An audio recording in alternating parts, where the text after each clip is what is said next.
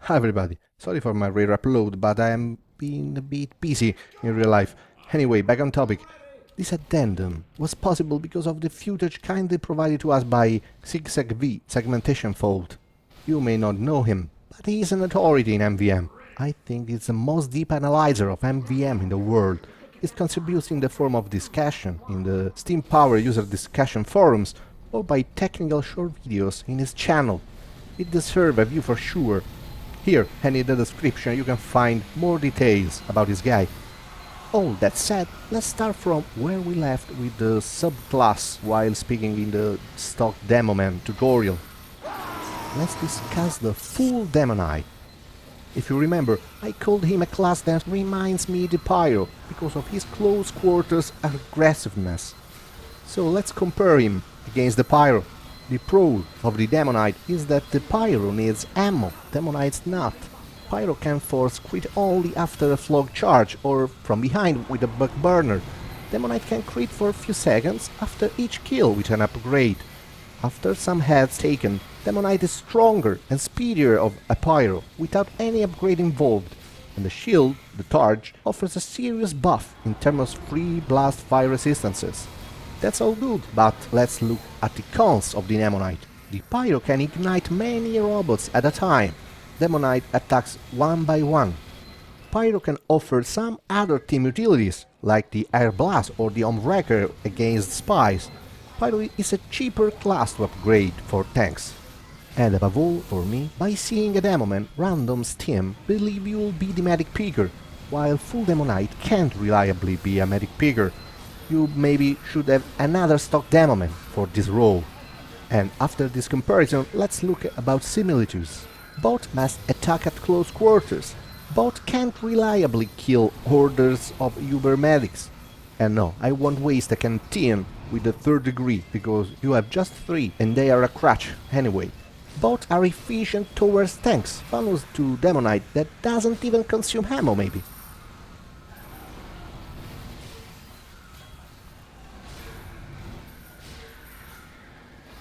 Now, while looking at SIGSEGV, let's talk about the strategy of a full Demoknight. Having just one weapon, for sure he'll put most of his money in the holy weapon, the sword. And the most wanted are attack speed, crit on kill, HP on kill and damage. In this way, provided there are mobs of small robots, you can kill one, get free HP and crit, rinse and repeat over the whole of the mob. If you do this with the Highlander enough time before a giant, this strategy even helps you against the giants that follow, because the higher speed you have reached helps you circle strafing the giant, and the higher health helps you survive, given also the robust resist the shield offers naturally, except for bullets. Whatever you do anyway, you feel a bit trampled for the first waves, and you can see even in this video. Despite HP on kill and shield resist, you'll suffer several deaths until able to rise more resist upgrades, speed and damage of the sword, whose helps because you kills faster and gauge HP and crits back faster. Last but not least, a good strategy can be let the Demoknight solo tanking. He's able to, with no ammo consumption and a good damage dealt.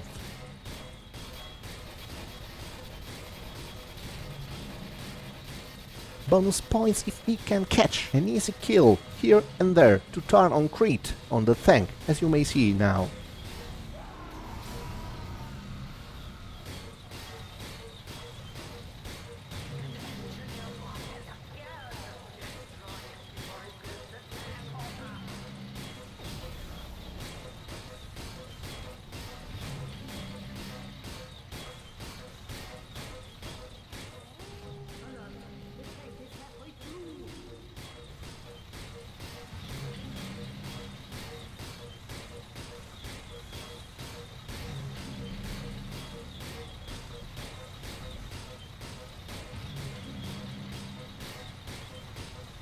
The next question: is Demoknight reliable as a medic picker? Answer: as mission progresses and cash comes in, you'll be able to put out some nice upgrades. As you may see, SIGSEGV's words been fully upgraded at this time.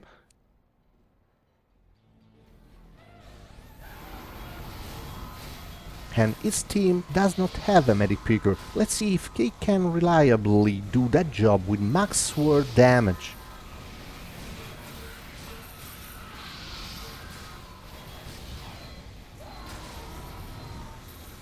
Apparently he can. One hit kill each medic, one by one.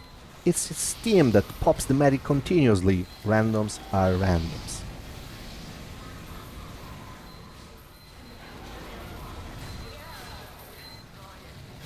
I'd say that while a medic pockets small robots, Demoknight reliably can one-hit kill the medic and the patient. Things may get harder with so-called octo-heavy giants and such, as is one giant and several medics around it, because you can kill just one by one and the giant will aggro towards you.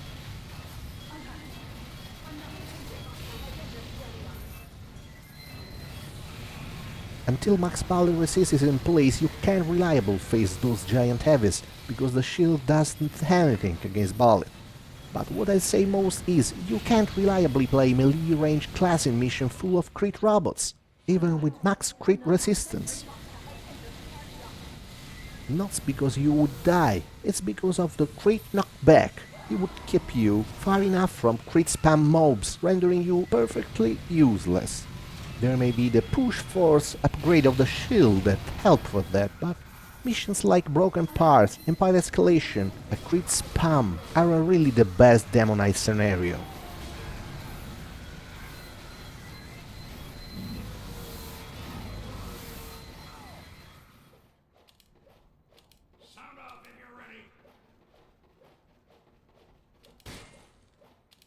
And then even giant medics aren't that difficult for the glass. Max sword damage is not that bad.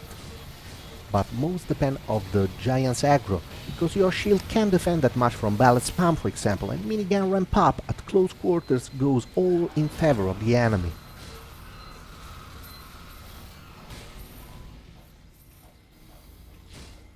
Another possible problem is when you hope for that kill that would restore HP and crit for you and your team kills those mob in front of you, like you're seeing now. That means you shouldn't play Demoknight with very good team that takes the kill for themselves.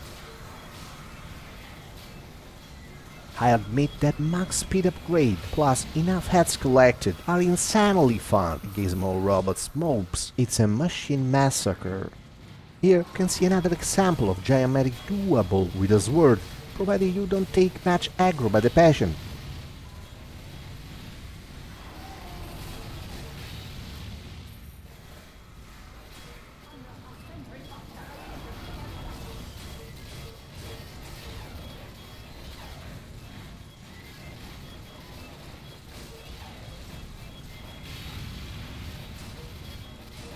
This time too much is too much.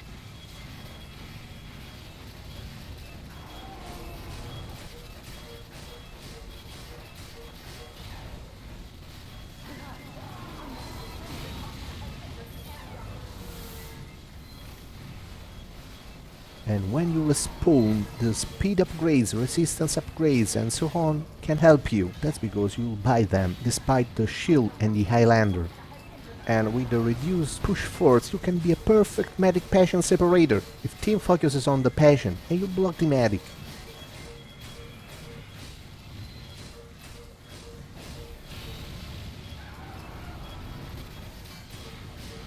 At this point of the footage you will see how act a Demoknight with enough upgrades.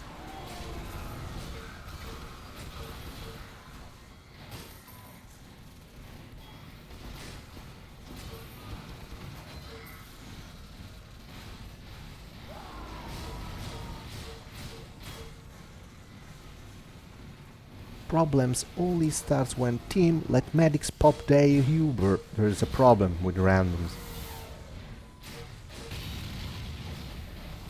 And as I said, problems with crit enemies, with their huge knockback that doesn't allow you to reach the target.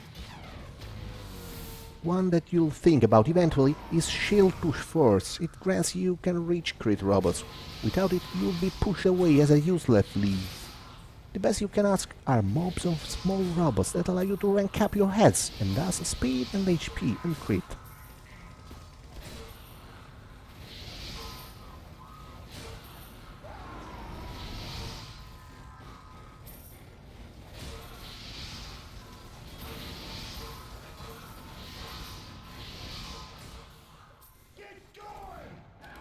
By seeing the upgrades of SIGSEGV, you see he tries to reduce the problem of knockback with max shield push force in fact.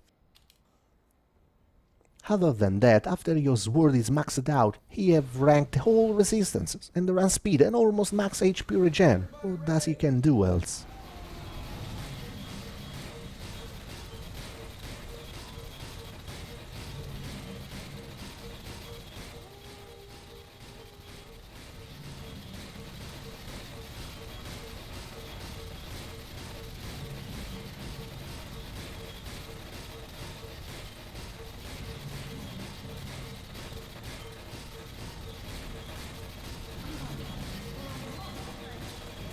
Note that he has switched to the shield with the Tide Turner to maximize his maneuverability.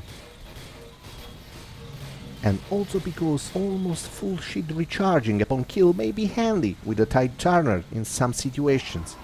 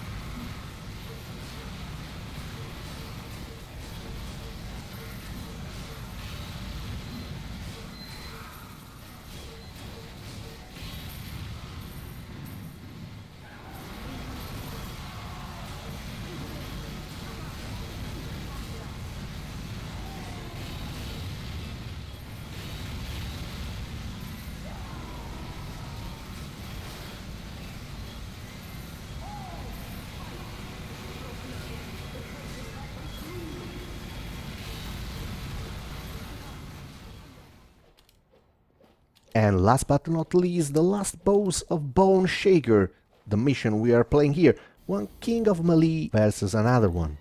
And first of all, better spawn camp the spies to get enough heads to proceed if you haven't already.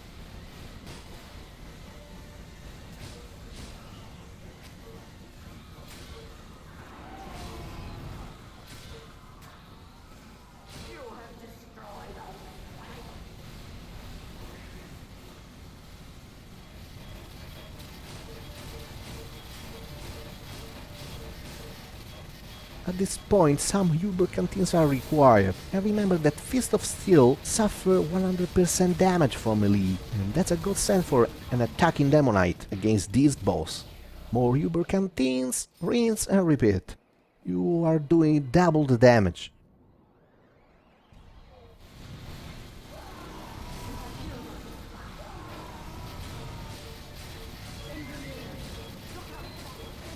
Your max push force shield works as a perfect stopper for even a giant.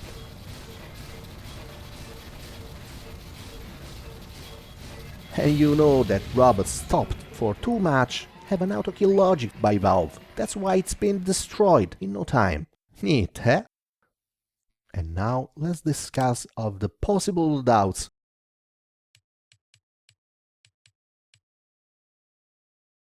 Remember, full Demonite means no firing primary, else he wouldn't be full. And no firing secondary, of course, hence the parachute is useless, because you don't have any mean of sticky jumping. Evidently, you'll never use the paint train in a defensive situation like MvM, so forget it as a melee. As to that, 90% of the times full Demonite doesn't work well with stock and its reskin either, because there are other weapons that better qualifies and combo with the shields. I'm speaking about the sword, with their longer melee range, for example.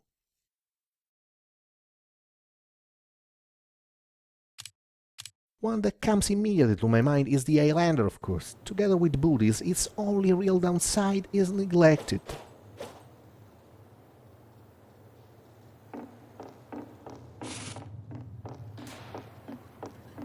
To consider all in the right perspective, let's look how far a charge ends with the Eye, or Nessie, that's a plainer skin.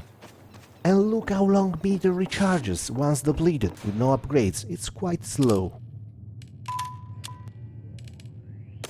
Now look at another viable sword, the Persian Persuader. Its fast recharge is a good touch. As you may see, the charge meter refills a lot faster.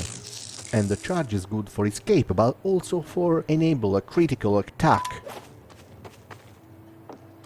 But, on the other hand, its other pro, the medkit from ammo, is almost pointless in MvM, as robots do not drop any weapon or ammo. That's different from stock TF2. So I would recommend the Highlander.